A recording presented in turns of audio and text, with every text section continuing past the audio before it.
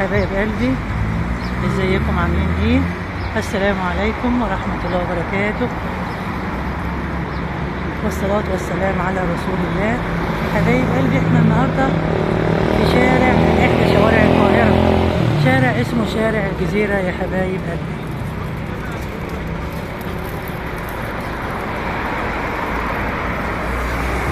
واخدين بالكم ان الشارع في جنب الحديقة بتاعت نادي الجزيرة. الشارع ده فيه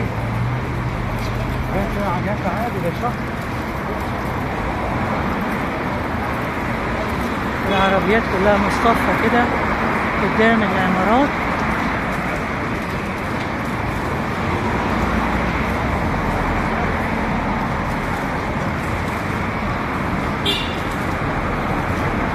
كل واحد له كورنر بيجرش العربية فيه قدام العمارة بتاعته. في شارع مهم وحيوي.